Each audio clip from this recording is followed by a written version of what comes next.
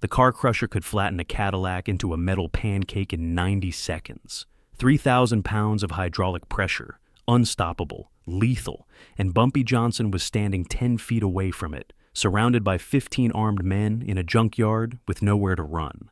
They thought they had him trapped, thought the scrap metal maze would be his graveyard.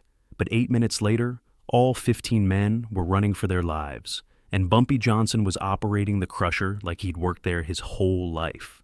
This is the story of how Bumpy turned industrial equipment into the most terrifying weapon these men had ever seen. June 8th, 1958. Sal's Auto Salvage, the Bronx.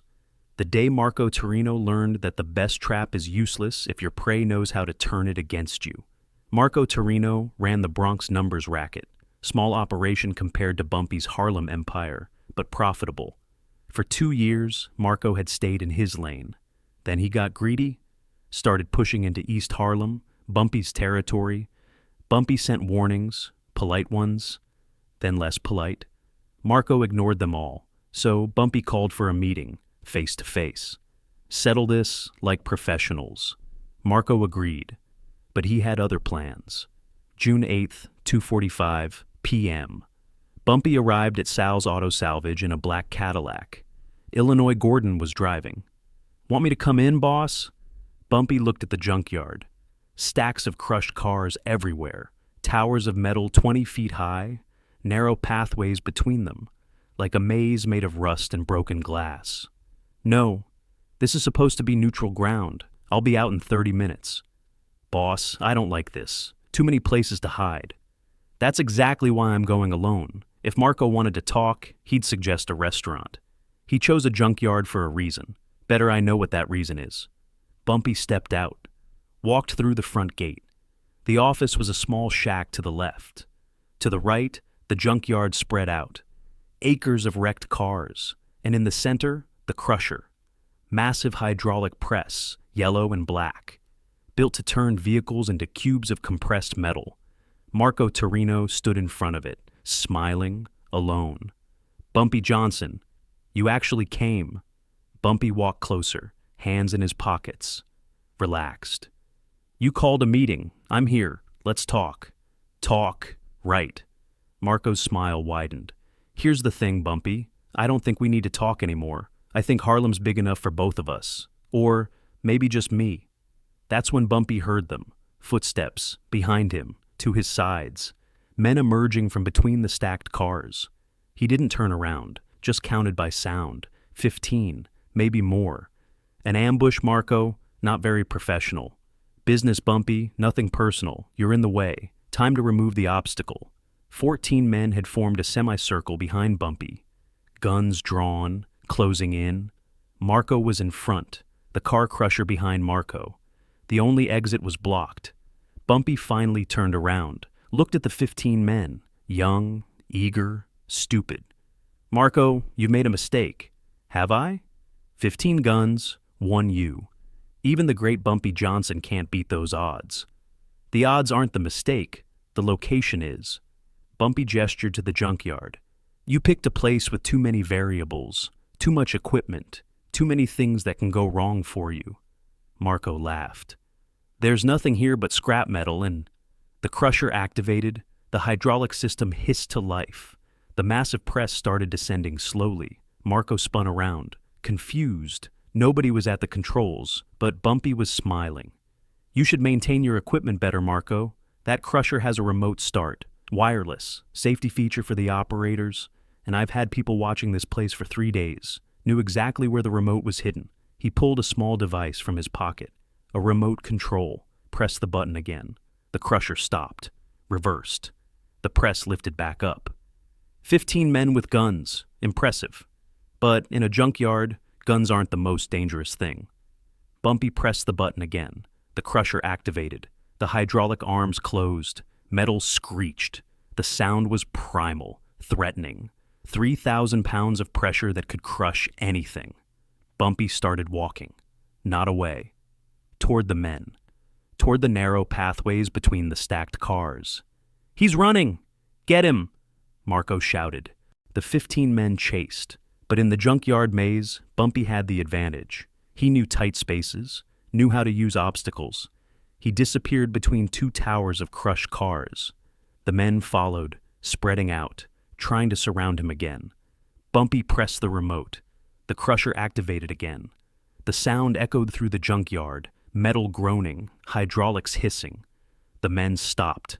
That sound. It was behind them now. Too close. "Keep moving," Marco screamed. "It's just noise." But Bumpy had positioned himself near a forklift. He climbed into the seat. The keys were in it. Sloppy security. He started it. Drove forward. The forklift's forks caught a stack of car hoods, lifted them. Bumpy turned the wheel. The stack toppled. Metal hoods crashed down, blocking the path behind three of Marco's men, cutting them off from the others. The three men were trapped, pathway blocked, nowhere to go except toward Bumpy. They raised their guns, fired. Bumpy had already jumped from the forklift. Behind cover, the bullets hit metal, ricocheted. Bumpy activated the crusher again. The sound was closer now, louder. The three trapped men turned around. The crusher was right behind the fallen hoods. They could see it through gaps, pressing, crushing, relentless. They panicked, tried to climb over the hoods, slipped, cut themselves on sharp metal, finally scrambled over, ran. 12 men left.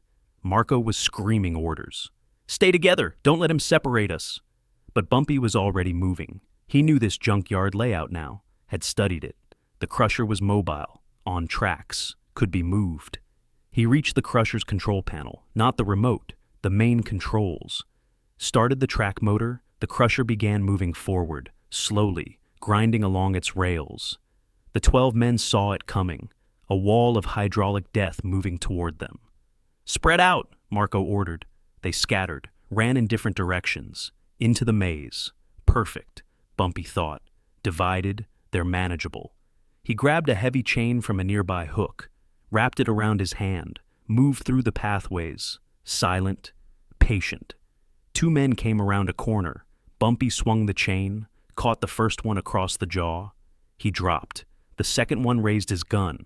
Bumpy grabbed the barrel, twisted. The gun fired into the ground. Bumpy pulled. The man stumbled forward. 1 punch, down, 10 left. Bumpy pressed the crusher remote again, moved it closer. The sound was everywhere now, echoing, disorienting. The men couldn't tell where it was coming from. 3 more men found each other, regrouped. "We need to get out of here." Marco said, "Screw Marco, that crusher's going to kill us all." They ran toward the exit. Bumpy let them go. 9 men running scared was better than 15 men organized. 7 left in the junkyard, including Marco. Bumpy climbed on top of a stack of cars, high ground. He could see 4 men moving below, separated, lost in the maze. He activated the crusher again, moved it into a new position, blocking a pathway. The 4 men turned a corner and saw it. Right in front of them, the hydraulic press descending, rising, descending, like a metal mouth chewing. They froze, trapped between the crusher and a dead end. "Drop your weapons," Bumpy called out from above, "or I activate the track. It moves forward, and you're standing where it's going." 4 guns clattered to the ground. 4 men ran, climbed over cars, cut themselves on metal. Anything to get away from that crusher. 3 left, Marco and 2 loyalists. Bumpy climbed down, walked through the junkyard, found them near the office, cornered, nowhere left to go. Marco's gun was shaking. "Stay back, Johnson. You had 15 men, Marco. Where are they?" You can't. The crusher is a tool, like anything else. You thought this junkyard would be my grave. You were wrong. It was your trap, and you walked into it." One of Marco's men dropped his gun, put his hands up. "I'm done. This is insane." The other followed. "Me too. We're out." They ran, just Marco left, alone, gun shaking, tears running down his face. "I'll kill you," Marco said, but his voice broke. "No, you won't, because you're not a killer, Marco. You're a hustler who got greedy, and now you've lost everything." Bumpy walked forward. Marco fired, wide, panicked. The bullet hit a car hood 20 feet away.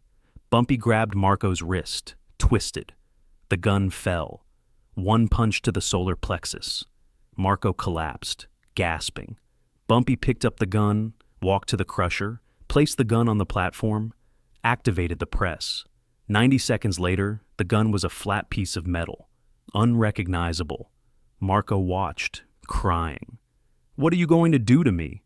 "Nothing. You're done. Finished in this city. Everyone saw what happened today. 15 men couldn't stop me. You ran your crew away with fear. Nobody will work for you. Nobody will respect you. You're nobody now." Bumpy walked to the exit. Illinois was waiting in the Cadillac, engine running. Behind him, Marco was on his knees in the dirt, broken. By the next day, Marco Torino had left New York, moved to Florida, never came back. The Bronx numbers operation dissolved. Bumpy took it over without firing another shot. The story spread fast. Bumpy Johnson had been ambushed by 15 armed men in a junkyard and walked out without a scratch, using nothing but a car crusher and the maze of scrap metal. People asked how. Illinois Gordon explained it best. Boss knew the environment, knew how to use it. Those 15 men thought they were hunters. Bumpy showed them they were prey. June 8th, 1958. The day Bumpy Johnson proved that the deadliest weapon isn't always a gun. Sometimes it's a 3,000-pound car crusher and the intelligence to use it. If this story inspired you, smash that subscribe button. Drop a like if you believe the smartest fighter uses everything around them.